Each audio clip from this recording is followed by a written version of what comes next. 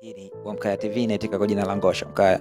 Hakikisha una subscribe na turn on notification wa kwanza kufahamu kila kinachojiri kutoka kwetu. Sisi tupo tayari kukujuza maarifa na taarifa tofauti tofauti kuhusu makabila na historia ya makabila ambayo yanapatikana nchini Tanzania. Hakikisha una subscribe na turn on notification wa kwanza kufahamu kila kinachojiri. Leo ninakupa asili nzito za kabila la Wairaki, wengi wanaita Wambulu. Asili yao, je, unaweza kujiuliza inatoka Iraq? Unajua kuna kabila moja hapa nchini Tanzania liko na historia ambayo inaweza kukushangaza sana. Wao wanasemekana kutokea hapa Afrika Mashariki, bali walitoka mbali hadi Mashariki ya Kati. Je, ni kweli kuwa kabila la Wairaq lina uhusiano na nchi ya Iraq? Leo tupo tayari kukufungulia asili nzito, historia, utamaduni na maisha ya kabila hili la kipekee sana.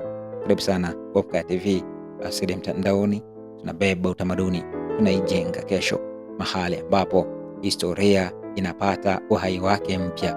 Wairaki au kama wanavyojulikana pia kama Wambulu ni moja ya makabila ya kipekee kabisa nchini Tanzania. Wanapatikana zaidi katika maeneo ya Mbulu, Karatu, Hanang na Babati, lakini kilicho cha kushangaza zaidi si mahali wanapoishi, ni lugha yao.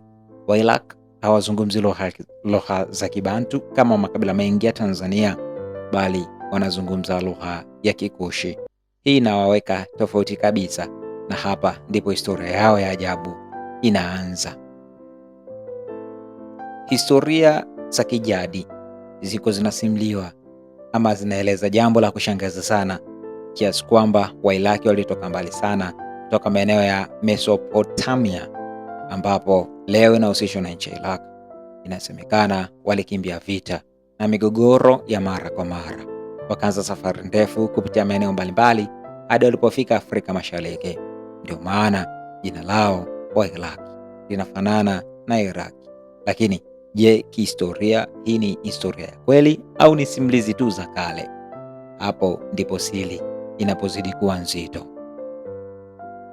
Karne nyingi zilizopita, hata walipofika Tanzania, walichagua kuishi katika maeneo ya milima ya Mbulu na Karatu, maeneo yenye hali ya hewa nzuri kwa kilimo na ufugaji.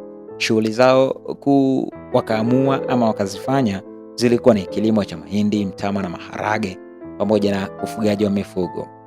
Lakini kwa wakati ule pia walikuwa na mbinu za kipekee, mbinu za maisha.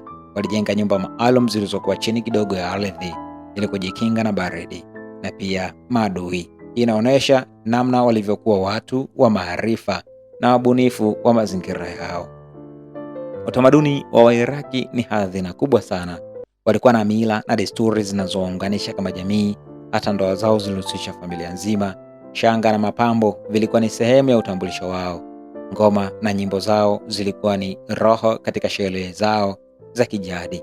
Katika harusi, katika mavuno na sherehe mbalimbali, walicheza, waliimba na kuonesha furaha yao kwa nguvu zote. Pia wakati ule waliamini katika mizimu na nguvu za asili, nguvu ambazo waliamini zinaongoza maisha yao. Hii yote iliimarisha umoja na utambulisho wao kama kabila. Kadri muda ulivyopita, mabadiliko yakaanza kuingia. Kama jamii zingine, ukoloni, dini za kigeni na elimu ya kisasa yalianza kuyabadilisha maisha yao. Leo Wairaki wengi wanaishi pia maisha ya kisasa kama jamii zingine, lakini wapo bado wengi wao wanajivunia asili yao na kuendeleza baadhi ya mila zao, kwa sababu historia kamwe haiwezi kufutika. Sasa unaweza ukaniambia hapo chini, je, unaamini kuwa Wairaki wana asili ya mbali kama Iraq, au pengine ni simulizi tu za kale? Unaweza kuweka maoni yako hapo chini. Kama unapenda historia za kweli za kusisimua na kuhusu historia mbalimbali za makabila ya Afrika, hakikisha na subscribe Wamkaya TV, asili mtandaoni, tunabeba utamaduni, tunaijenga kesho.